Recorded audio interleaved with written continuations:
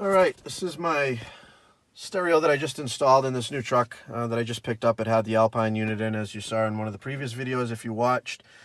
This is the stereo that I like to put in any of my personal vehicles. It's made by a company called Eonon, E-O-N-O-N, I believe it is. There's a couple of different Chinese manufacturers that make similar stereos to this. This one is 6-inch. Basically, it's an Android tablet built into a car stereo.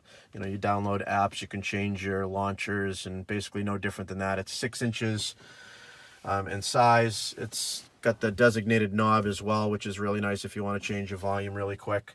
I'll go ahead and turn it on and show you. It's pretty much all customizable. You know, I've got the Chevy logo. You've got different logos you can put in. This is just a custom launcher called Car Launcher AG, which I paid for. It's one of the nicer ones that I like. You could just have a standard home screen like you'd have on any Android phone if you wanted, you know, phone or tablet. And you can designate what you want for these different buttons here. You know, this is your home button. This is your back button. And then navigation, you can set it up to go to whatever navigation app you have. This is, you know, obviously it's set up for Google Maps right now, which is what I use mostly. Crazy, I actually use mostly Apple products. I have iPhone, iPad, you know, Mac, all that stuff. But on the car, I don't really like the Apple Play or CarPlay or whatever it's called. It's pretty much just a stripped down dumb version of it. This, you've got a lot more options. You can have it run its dedicated apps, so you don't even need to hook your phone into it. You know, of course, it's got Bluetooth. It's got built-in, you know, Bluetooth and Wi-Fi. Right now, it's connected. I'm next to my house, so it's connected to your house Wi-Fi if you want to download apps and songs and whatnot. So I kind of a basic home screen that I set up here. You know, I got my Spotify here with your, you know, your playlist. Built in. It says I'm offline right now, which I'm not, but you know, you've got your lists here, and you just go ahead and, you know, and play it from here.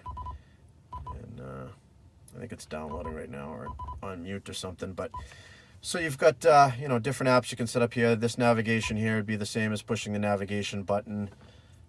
I think it's downloading. It seems to be lagging a little bit. It's normally really quick. This is one of the new one. It's Android 8. And it's 4 gigabytes of RAM, I believe. It's pretty beefy specs for a car stereo, actually.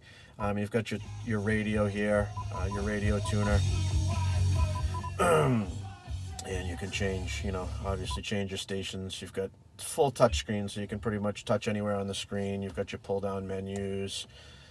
No different than any Android would be, but it's a really nice unit. You know, backlights, customizable, looks really nice. You know, these older Chevy trucks, this is a 2006. They don't come with the full screen, you know, navigation setup. You've just got the plain double DIN stereo that they've had for years, and this is a good way to, you know, update into the future and have, you know, all your internet and things like that on it.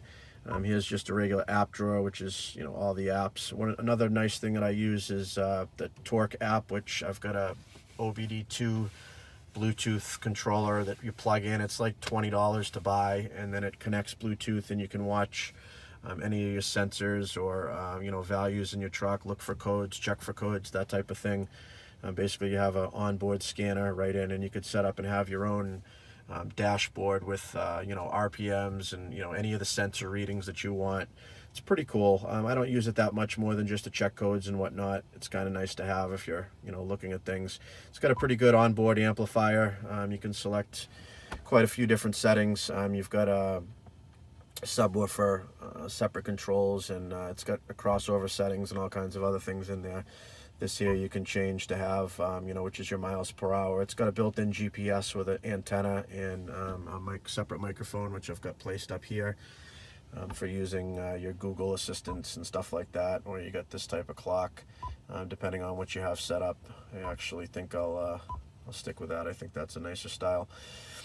So this is what I have set up. I mean, you've got your basic Chrome internet browser right here, which, again, it seems like I'm not connected to the internet. It must be shut down. Usually I am from where I'm sitting now in the driveway.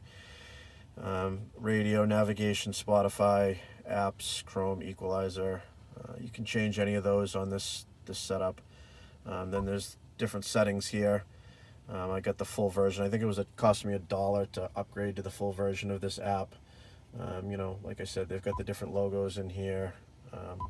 It's actually a different setting to change the logo. That just turns it on and off. Speedometer, digital, analog, different options there. These are all settings that are basically, because it's a car stereo, these are a little different than you'd have on your typical Android. And then of course you've got in your settings up in here, I believe there's, yeah, right here, you've got your typical Android settings that you'd be used to. Trying not to get too much of a glare here. You know, network, all those type of settings, no different than any other Android. And here's where you have some of your specialty car settings. So yeah, nice unit. This was just in my other truck. I've had a few of these now. I think I've had maybe 4 or 5. They have some that are custom made for different, you know, BMW, Nissan, Toyota, that, you know, fit into the factory location. This is a pretty generic fitting one, but it's the right size. You know, it looks really good. You know, it looks factory basically.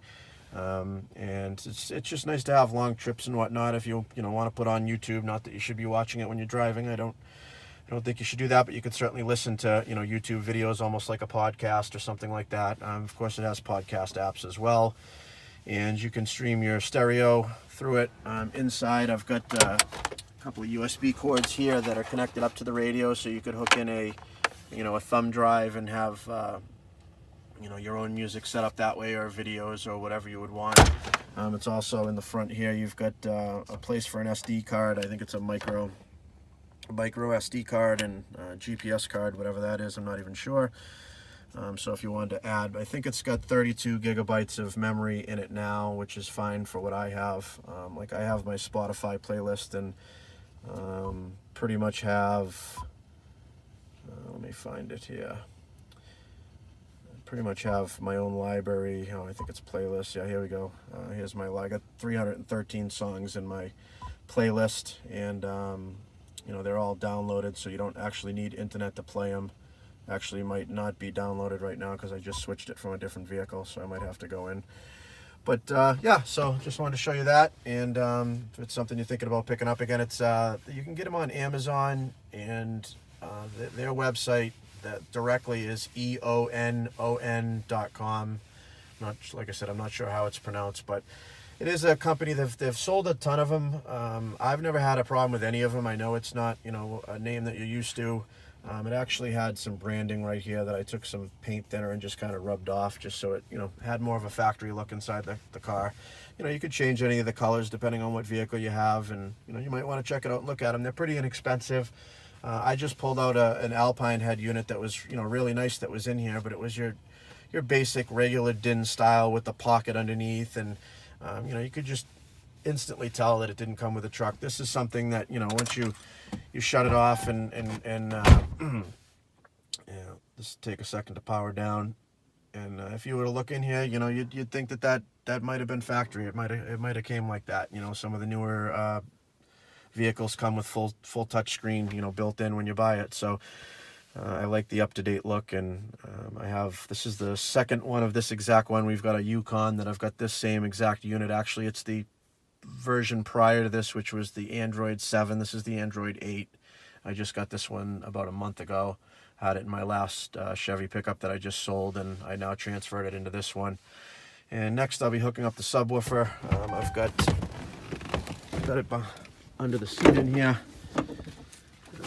Nice custom fit subwoofer. Of course, it needs to be wiped down because I was moving it around. That's a pool stick, not a gun, if you're wondering. And yeah, this is a 10-inch custom sub box that I guess you buy it this way, and it's custom molded to fit inside underneath the back seat here, which is a really nice unit. Inside the truck cab with the 10-inch woofer is, you know, and then it's got the factory Bose stereo speakers with the amplifier. It all works together. You know, speakers in the back, speakers in the front. It actually sounds really, really good.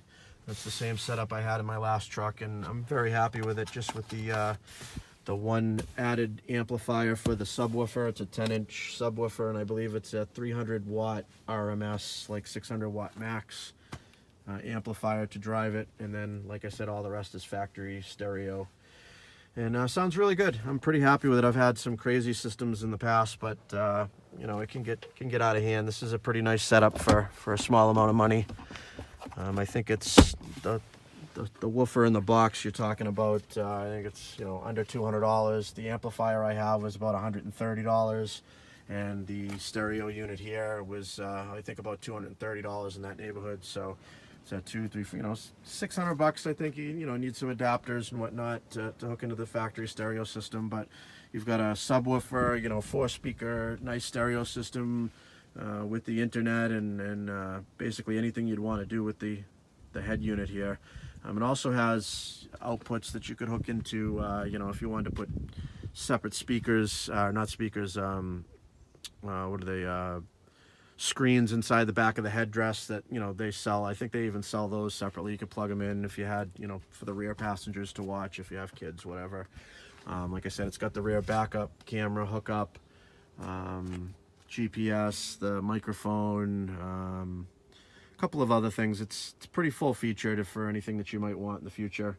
And so far I've been pretty happy with them. They seem to have pretty good reviews and they're reliable. You know, I'm not an affiliate or anything like that. I just found them from doing, you know, YouTube searches or Google searches, and bought a couple of them and liked them. And so I figured I'd share it with you guys, something you might want to pick up. All right, have a good day. Bye-bye.